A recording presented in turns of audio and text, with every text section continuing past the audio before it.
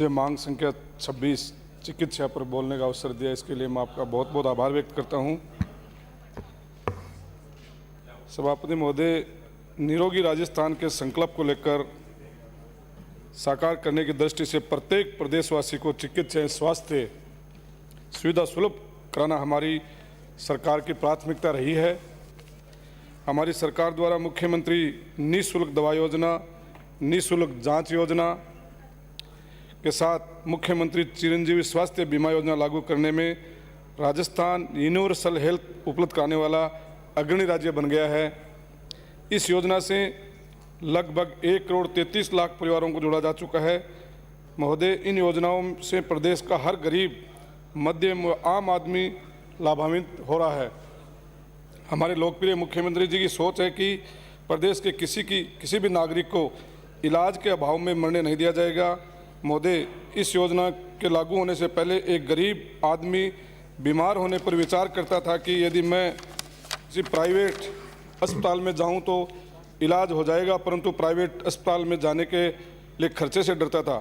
खर्चे के बारे में सोचकर वह अपना इरादा बदल देता था, परंतु हमारे लोकप्रिय मुख्यमंत्री जी ने जनता का सपना साकार किया और चिरंजीवी योजना लाए। इस योजना में एक आम आदमी अपना इलाज प्राइवेट अस्पताल में करा सकता है।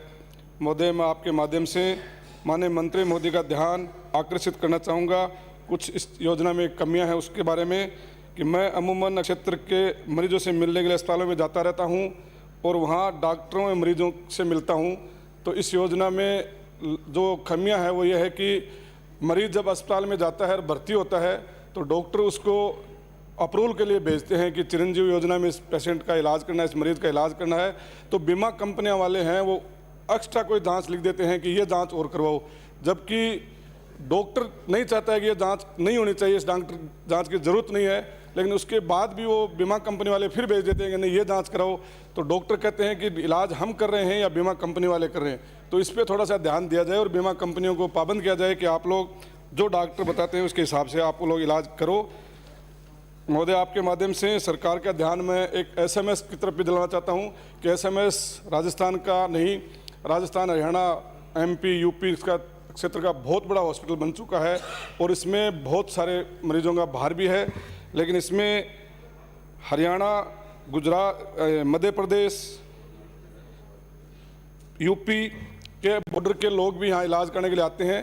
तो हमारे लोकप्रिय मुख्यमंत्री न राजस्थान के नहीं बल्कि पूरे भारत में ख्याति प्राप्त हैं कि राजस्थान में जो योजना मुख्यमंत्री ने निःशुल्क जांच, निःशुल्क दवा की लागू कर रखी है, तो इस योजना का लाभ लेने के लिए लोग आते हैं और जो अन्य स्टेटों से लोग आते हैं उनसे कुछ पैसे वसूले जाते हैं। तो डॉक्टरों का कहना है कि थोड़ा मुख्यमंत्री जी को कह करके और मंत्री जी को कह करके कि उन जो बाहर से जो अन्य स्टेटों से आते हैं उनका भी फ्री इलाज कराया जाए, इससे उन मरीजों को भी लाभ मिले।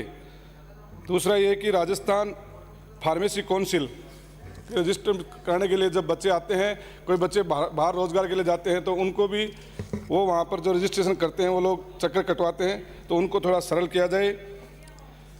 महोदय, अब मैं आपके माध्यम से मंत्री महोदय का ध्यान मेरे विधानसभा क्षेत्र की ओर दिलाना चाहूँगा।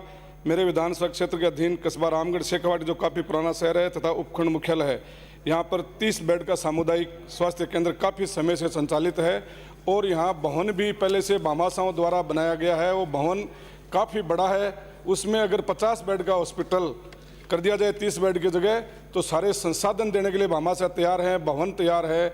सरकार को सिर्फ उसको क्रमांकित करना है। दूसरा, मेरे क्षेत्र में ग्राम बीबीपुर में एक PHC को CHC में मैंने निवेदन किया था कि CHC में क्रमांकित किया जाए, तो माननीय मुख्यमंत्री महोदय ने रिप्लाई में बताया गलती से कि वो PHC को सब सेंटर में, तो मैं मंत्री महोदय से कहना चाहूँगा कि उसको CHC में किया जाए। मेरे विधानसभा क्षेत्र फतेहपुर में 2 हाईवे गुजरते हैं, इस पर रोज़ दुर्घटनाएं होती रहती हैं। तो यहाँ ट्रॉमा सेंटर तो है पर चिकित्सक के कोई पद स्थापित पद नहीं है, तो इसलिए मैं मंत्री महोदय से निवेदन करना चाहूँगा कि वहाँ एक ऑर्थो का डॉक्टर का पद और एक एनेस्थेसिया का एक सर्जन और नर्सिंग स्टाफ के पद स्वीकृत किए जाएं और वहाँ डॉक्टर लगाए जाएं।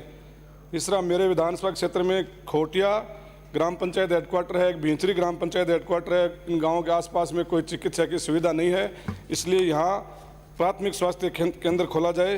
तो लोगों को, गांव के लोगों को अच्छा लाभ मिलेगा।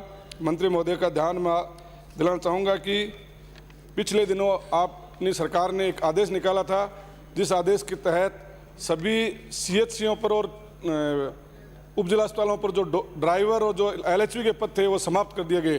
तो महोदय, ड्राइवर का पद समाप्त करने से वहाँ जो एम्बुलेंस हैं वो खड़ी रह गई। मेरे यहाँ फतेहपुर में दानुका उपजिला अस्पताल है, उसमें स्वर्गीय श्री शीशराम जी ओला के द्वारा एक एम्बुलेंस दी गई थी और वो एम्बुलेंस रोगियों के लिए काफ़ी सार्थक काम आ रही थी, लेकिन वो ड्राइवर की पोस्ट खत्म करने से वो ड्राइवर रिलीव हो गया, वो एम्बुलेंस खड़ी हो गई। इसलिए मैं आपको निवेदन करना चाहूँगा उस पोस्ट को वापस क्रिएट किया जाए। एक जो शहरी प्राथमिक स्वास्थ्य केंद्र खोले गए हैं उसमें पद नहीं है, उसमें पद स्वीकृत किए जाएँ। वो बहुत अच्छे चल रहे थे, लोगों को बहुत उनका लाभ मिल रहा था। तो मैं आपके माध्यम से कहना चाहूँगा उसमें पद स्वीकृत किए जाएँ। सभापति महोदय, मैं आपके माध्यम से मंत्री महोदय का ध्यान आकर्षित करना चाहूँगा कि ANM भर्ती 2018 में चयनित कुछ अभ्यर्थियों को जामिया अलीगढ़ से पास थे, उनका चयन होने के बाद भी उनको नियुक्ति से वंचित कर दिया गया था, जो सरासर इन अभ्यर्थियों के साथ अन्याय है। अभ्यर्थियों द्वारा इस प्रकरण को न्यायालय में चुनौती दी गई। माननीय न्यायालय ने इस निर्णय इनके पक्ष में किया, तो अब उन अभ्यर्थियों को नियुक्ति दी जाए। सभापति महोदय, मैं आपके माध्यम से माननीय मंत्री महोदय का ध्यान आयुष विभाग की महत्वपूर्ण यूनानी चिकित्सा पद्धति को दिलाना चाहता हूं। महोदय, वर्ष 2013 में यूनानी चिकित्सा पद्धति के लिए अलग निदेशालय की स्थापना हमारी सरकार के कार्यकाल में हुई। इस पद्धति के जनक हिंदुस्तान के मशहूर हकीम अजमल खान साहब थे, जो भारतीय राष्ट्रीय कांग्रेस के सदस्य भी रह चुके हैं।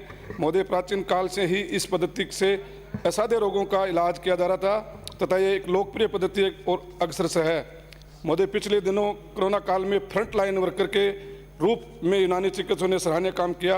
जयपुर के रामगंज क्षेत्र तथा जोधपुर शहर को कोरोना मुक्त करने में यूनानी चिकित्सा पद्धति का महत्वपूर्ण योगदान था, जिससे जसोदा वितरण, विशिष्ट यूनानी दवाओं का काढ़ा तथा रोग प्रतिरोधक क्षमता को बढ़ाने वाली यूनानी दवाओं का वितरण किया गया था, जिससे संक्रमित की संख्या में कमी आई थी। महोदय, वर्ष 2013 में हमारी सरकार के कार्यकाल यूनानी चिकित्सकों के 358 पदों का विज्ञापन जारी किया गया था, परंतु गत भाजपा सरकार ने प्रक्रियाधीन भर्ती के 180 पद कम कर दिए थे, जिससे बहुत से यूनानी चिकित्सक वंचित रह गए थे। महोदय, मैं माननीय मंत्री जी से निवेदन करना चाहता हूं कि यूनानी निदेशालय द्वारा प्रेषित यूनानी चिकित्सकों के नवीन 580 पद सर्जित किए जाने के लिए प्रस्ताव 4 माह पूर्व भेजा गया था।